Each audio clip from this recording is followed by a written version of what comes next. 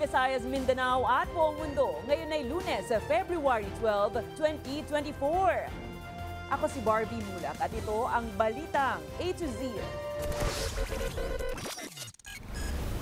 Kaliwat ka ng bomb scares, bumulabog sa iba't ibang sulok ng bansa. Yeah, it's very unfortunate that it's still the same mode, the same personality, the same signature. Itinuturong salarin, isang Japanese email sender.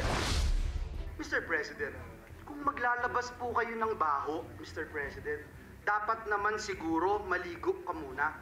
Sa gitna ng hidwaan ng Senado at Kamara dahil sa usapin ng Chacha, Senator Joel Villanueva gumanti ng maaanghang na pasaring sa isang opisyal ng Kongreso.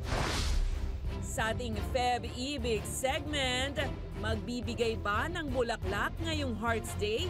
Saan nga ba mainam magtungo?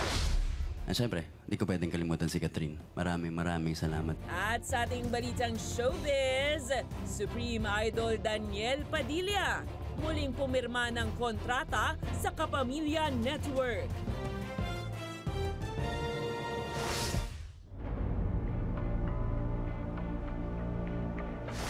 Magandang gabi, pambungad sa ating newscast. Pinaiimbestigahan na ng Department of Justice ang serye ng bomb scare na natanggap ng ilang lokalidad at ahensya ng gobyerno. Makikipag-ugnayan na rin ang pamahalaan sa gobyerno ng Japan kung saan sinasabing nagmula ang isang email na may pagbabanta. Narito ang ating balitang A to Z. Nabulabog ang ilang ahensya ng gobyerno sa iba't ibang sulok ng bansa ngayong araw matapos makatanggap ng bomb threat. Nalabas kami lahat mga lods kasi bomb threat mga lods. Sa Cebu City, pina-evacuate ang mga empleyado sa paligid ng Cebu City Hall of Justice. Sa Florida Blanca Elementary School sa Pampanga naman, pinalikas ang mga mag-aaral at guro upang masigurong ligtas ang lugar sa anumang banta ng pampasabog. Ganito rin ang naging sitwasyon sa ilang bayan sa lalawigan ng Bataan. Nakatanggap rin ng pagbabanta maging dito sa Metro Manila.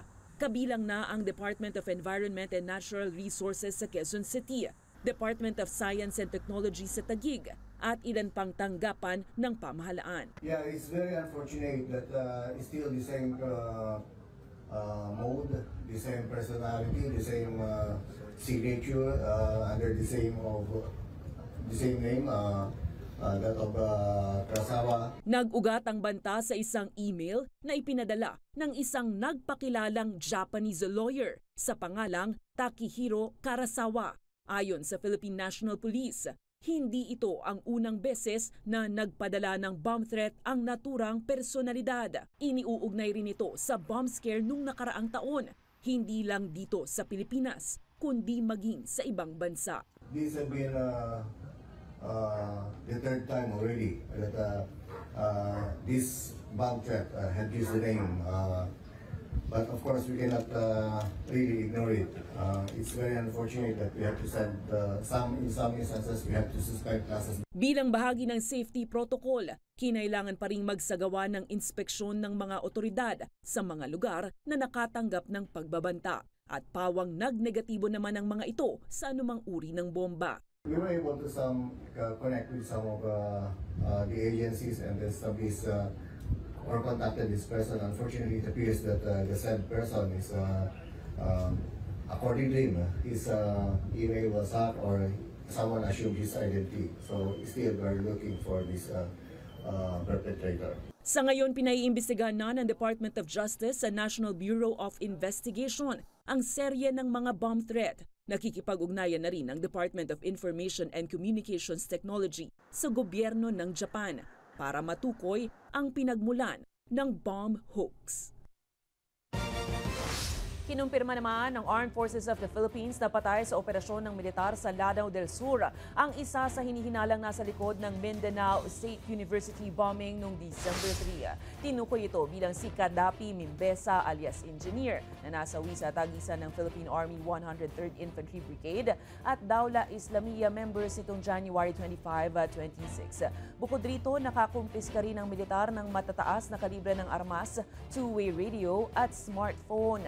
Sa Samantala, ginawaran naman ng pagkilala ng Pangulong Ferdinand Bongbong Marcos Jr. ang mga sundalong nasugatan matapos ang engkwentro.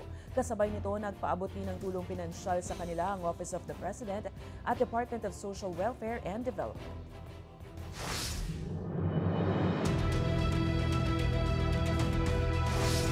Maaanghang na patutsada ang iginanti ni Senate Majority Leader Joel Villanueva laban sa isang opisyal ng Kongresong nagdadawit sa kanya sa korupsyon. Ang sagot ng senador dyan sa gitna ng walang patid na bangayan ng mga mambabatas. Alamin sa balitang A to Z ni Ian Maghanon. Mr. President, kung maglalabas po kayo ng baho, Mr. President, dapat naman siguro maligo ka muna. Ito ang maaanghang na sagot ni Senate Majority Leader Senator Joel Villanueva laban sa mga tirada sa kanya ni Congressman Zaldico. Ang House Committee on Appropriations na walang iba kung hindi itong party list representative na Zaldico. Una nang iniangat ng kongresista na dating na-disqualify si Villanueva ng ombudsman at naiugnay ito sa maanomalyang pork barrel o PDAF scam. Mababatid na 2016 pa nang ibasura ng korte ang mga paratang kay Villanueva. Noon pa po, na-dismiss na po ang ibinasurang lahat ang gawa-gawang reklamo na ito sa atin. Sa privilege speech ni Villanueva, gumanta rin ang senador laban sa umano'y pagmamay-aring kumpanya ni Ko na SunWest Corporation. Pagbubunyag ng mayorya ng Senado, ang SunWest Corporation ay isa sa pinakamalaking kontraktor ng gobyerno na naiuugnay sa iba't ibang anomalya gaya ng Pharmaly scandal, DepEd laptop overpricing at ilang pang reklamo sa buwis. Ang masaklap po, Ginoong Pangulo, sa kabila po ng track record na ito, ni Mr. Zaldico, ang masaklap po, inappoint po siya ng Kamara de Representantes bilang tagapagbantay ng kaban ng bayan. Si Dracula, inappoint mo bilang tagapagbantay ng blood bank ng bayan. Lumabas ang palitan ng patutsada kasunod pa rin ng walang patid na bangayan ng mataas at mababang kapulungan sa usapin ng charter change o chacha. Kailanman, hindi natin kayang maliitin ang bawat miyembro ng Kamara de Representantes. Higit sa lahat, Mr. President, miyembro po ng Kamara at party list ang tatay ko na mas mahal ko pa kaysa sa buhay ko, Mr. President. Para kay Villanueva, malinaw na kaya siya tinitira ni Ko ay dahil sa katayuan ng Senado na tutulan ng chacha.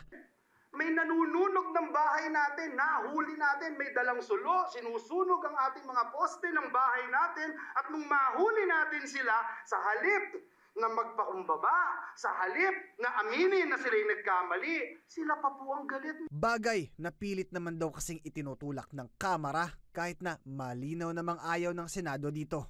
Ang disenfranchisement mangyayari kung bubuwagin ng Senado, kakapunin ng Senado, tinatanggalan natin ng karapatan yung mga nagluklok sa bawat miyembro ng Senado na naririto po ngayon. Sa huli, nananawagan ng senador na itigil na ang anyay Peking People's Initiative. Gayon din ang panalangin nito para sa kongresista at kabuuan ng Kongreso. Hindi po ang mabaho at Peking People's Politicians Initiative ang kailangan ni Juan de la Cruz.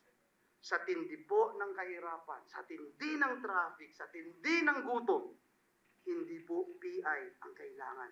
Para sa Balitang A to Z, Ian Maghanoy. Umarangkada na ang ikalawang pagdinig ng Senado hinggil sa pag-amyenda ng saligang batas. Ayon kay Senator Sonny Angara, pagtutuunan nila ng pansin ngayon ng public utilities, public services at iba pa.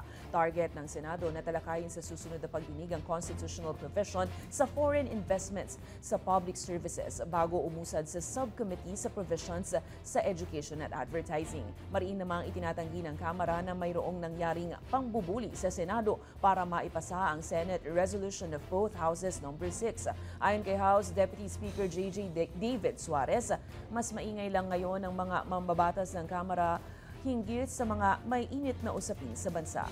Sa huli, hinihimok nito ang Senado na ipasa ang RBH 6.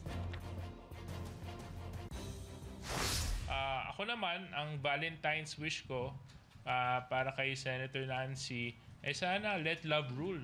Wow. Di ba?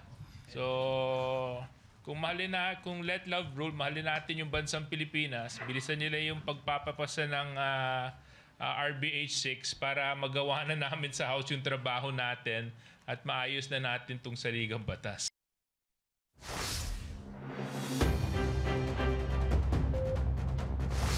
Konting ginhawa para sa ating mga motorista. Matapos ang 5 sunod na linggong taas presyo, magkakaroon naman ng bawas presyo sa petrolyo ngayong linggo. Batay sa abiso ng oil companies, nasa 10 sentimo ang tapya sa kada litro ng diesel, 60 centavos naman sa kada litro ng gasolina, habang 40 sentimo sa kada litro ng kerosene. Tulad kada linggo, epektibo ang bawas presyo sa pagsapit ng Martes.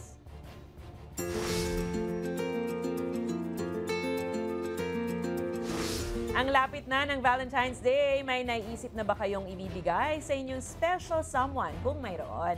Nako't wag nang magpatumpik-tumpik at hanggat maaga bumili na dahil asahan ang taas presyo ng ilan sa mga ito sa Dangwa sa Maynila. Alamin yan sa balitang A to Z ni Ace Cruz. Love is in the air. Ramdam na ngayon ang dagsa ng mga namimili ng bulaklak sa Dangwa sa Maynila.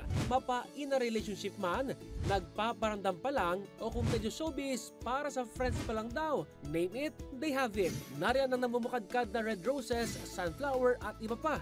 Naglalaro ang ilang bulaklak sa 100 pesos kada piraso ang presyo gaya ng red rose na ito. May 250 pesos ding mabibili kada 3 piraso. At kung may budget naman, mas maganda kung bouquet, ang iyong bibilhin na ngayon ay nasa 700 pesos pa lang ang presyo. Kaya ang ilan, ngayon pa lang, ay namili na ng bulaklak para sa kanilang special someone. Kasi kung sa 14 pa, baka masyadong mahal. 2,000 pesos po yung budget ko po ngayon. Sort of custom po siya sa bridal na bouquet, pero mas mapapamura po ako. Ang ilan naman, sky's the limit gaya ng dentistang si Daniel John, nahanap ang kakaiba at paniguradong makapagpapakilig daw sa kanyang girlfriend. Hindi. Walang budget. Kahit mahal yan? Para sa girlfriend. Kung may sweet tooth ang iyong special someone, bakit hindi bilhan ng chocolate bouquet na nasa 1,500 pesos ang presyo ngayon? Siguro nagtataas lang kami mga 10%. Depende pag medyo maraming man namimili. Kaya't payo ng mga nagtitinda, Mas maigi po agahan nyo para at least hindi pa ganun ka mahal, hindi pa tataas ng onte para at least kasi eto naman matitibay, aabot pa to hanggang 3 to 4 days ganun. samantala kung isa ka naman sa wala pang maisip na ibibigay sa Valentine's Day, bakit hindi pera ang iyong bigay? Ayon sa Social Weather Station, pera ang nangunguna sa wishlist ng mga gustong matanggap ng Pinoy ngayong Valentine's Day. 16% ang may gustong makatanggap nito, 11% naman ang love and companionship ang hanap at 10% ang may gustong bulaklak pa rin ang matanggap. Aba, at kung may super budget, pwede rin namang pagsamahin at mag-custom order na lang ng nausong cash bouquet gaya nito.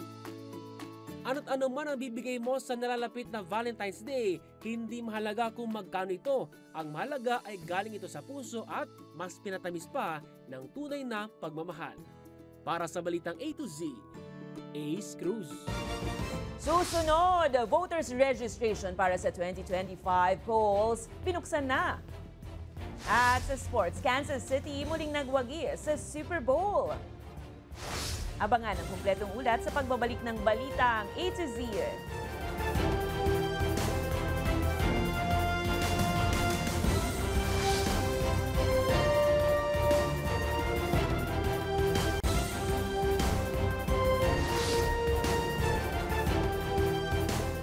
Mga ka-A to Z, para sa mga gustong makaboto sa 2025 midterm polls, bukas na pong muli ang voters registration ng Commission on Elections. Kung tutuusin, mas madali na ito dahil sa Register Anywhere project na pinapayagan ng pagpaparehistro kahit wala ka sa lokalidad mo. Nagbabalik para sa balitang A to Z, si Ian Maghanoy. Balik operasyon na ngayong araw ang voters registration ng Commission on Elections o COMELEC para sa midterm polls sa susunod na taon. Kaya si Rodolfo maagang sumadya sa COMELEC main office sa Intramuros, Manila para makilahok sa registration na ito at i-update ang hawak niyang rehistro. Para walang siksikan, para una ka na sa pila. Isa rin kasi ang voters registration sa mga requirements ng kanyang agency bilang OFW. Sana yung God's will pala rin makaalis agad. sa Taiwan. Ayon sa komisyon, nasa 3 milyong bagong botante ang target nilang maparehistro sa buong bansa para sa susunod na halalan. Naasahan po natin na yung nandito malapit sa Intramuros na hindi nagka-time na pumunta sa kanilang mga probinsya ay pupunta ngayong araw na to para magpa-update ng kanilang records. Aasiste rin ang nasa 170 na mga malls para sa mall registration sa ilalim ng Register Anywhere Project o RAP.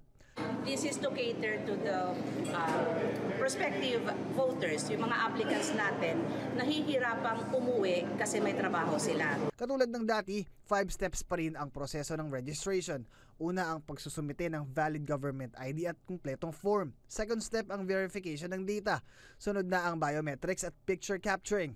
Fourth step naman ang manual fingerprint scanning at digital data encoding. At ang final step, ang pag-i-issue ng Election Registration Board hearing schedule.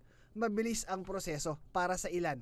Minsan na lang rin po kami magkikita, kaya parang form na rin po ng quality time namin to as a friends. Pero si Rodolfo, bigo sa pakay nito. Hindi raw kasi tinatanggap ng kanyang agency sa Taiwan ang hawak nitong pasong voters registration.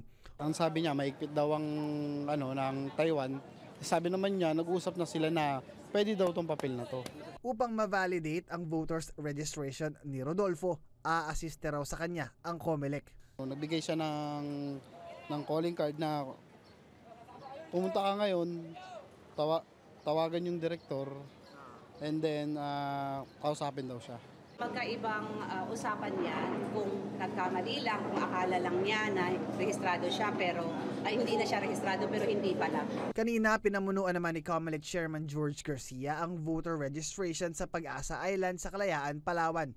Binigyang diin ni Garcia na bagamat malayo at kakaunti lang ang bilang ng botante rito kagaya ng sa ibang mga bayan, ay pilit aabutin ng komisyon ang mga Pinoy dito upang mabigyang buhay ang kanilang karapatang bumoto. Kung gusto natin bumoto, kailangan registrado natin. Magtatagal ang voters registration hanggang September 30. Para sa Balitang A to Z, Ian Maghanoy.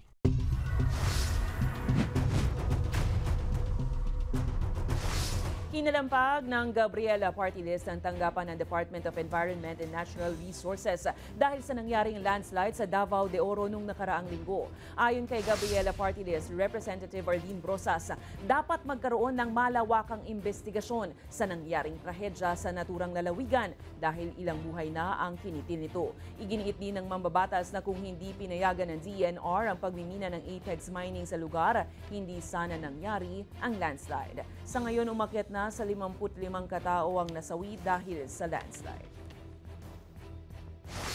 Ang pangunahin naman po dapat managot ito noon na ahensya ng gobyerno kaugnay sa sobrang pagbaha sa Davao de Oro at yung naganap na landslide kung saan may mga biktima ng Apex Mining na mga manggagawa ng Apex Mining na nalubog doon sa Davao. It's still the hope of the Governor, Justice Dorothy Gonzaga. It's the hope of Congressman Attorney Roel Peter Gonzaga, who happens to be the Incident Command Post Commander. It's still the hope of the Ground Commander in the Ground Zero, Colonel Jerry Bisanya. All of us still hoping that there's still people alive. But talking with the reality, more than 6 days buried over this 50 meters thick of land and 13 meters thick of land. So most probably these people already died.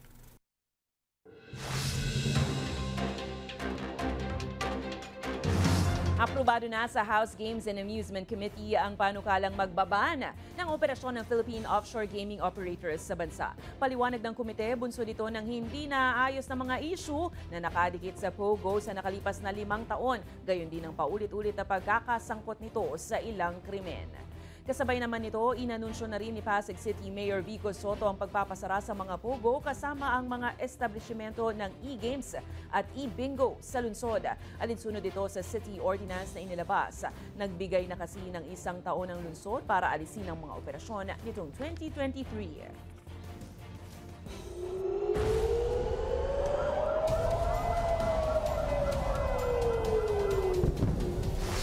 Ikinabahala ng ilang bansa ang plano ng Israel na opensiba sa Rafah border kung saan nananatili ang daan-daang libong Palestinian refugees. Kabilang na ang US na key ally ng Israel, ang European Union at Arab nations. Babala nila magdudulot ito ng malawakang humanitarian crisis.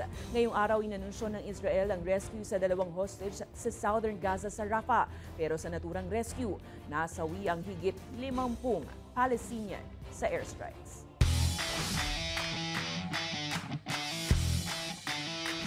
Wagi ang Chiefs kontra San Francisco 49ers sa muling pagharap nito sa Super Bowl.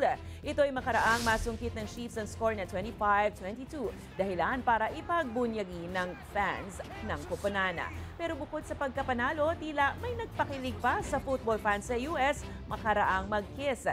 Sina American singer-songwriter Taylor Swift at boyfriend nitong Chiefs player Travis Kelce.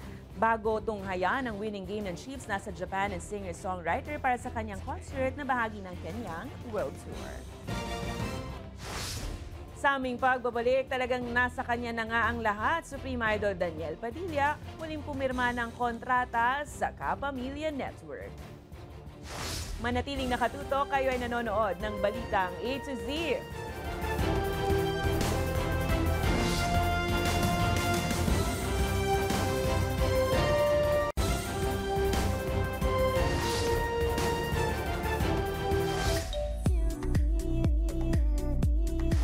Matapos ang 15 years sa Kapamilya Network, pumirmang muli ng kontrata ang Supreme Idol na si Daniel Padilla. Siguradong pananabikan ng mga fans si Daniel dahil panibagong kontrata. Ibig sabihin, more projects with Kapamilya Network.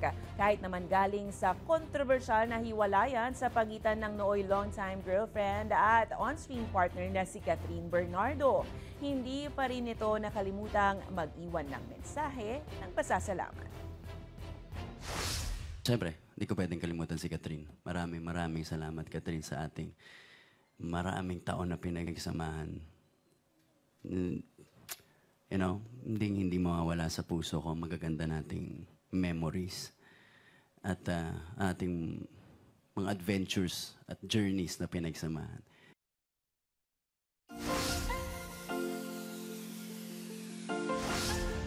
Nagtutulog-tulugan at tila walang marinig. Ganito rin ba ang experience mo bilang fur parent? Ano nga ba ang magic word na pwedeng banggitin para mapabagon o magising lang sila? Panoorin ang nakaka-good vibes na video. Garabas, Bili, Choking, Jollibee, McDo, Shakey's, SM, tara, SM. Gustong gumala. Kung kayo ay may kwentong kakaiba, mga kwento ng pag-ibig o storya na inspirasyon at pag-asa, maaari niyo itong ibahagi. Sumali sa ating Facebook group na Balitang A to Z, panoorin ng replay ng ating programa at sundan ang ating social media pages. Hanapin ang Balitang A to Z. Ang ating pabaong quote of the night ay mula sa founder ng Missionaries of Charity na si Mother Teresa. Ayon sa kanya, hindi kailangan ng baril at bomba para magkaroon ng kapayapaan. Ang kailangan, pagmamahal at habag.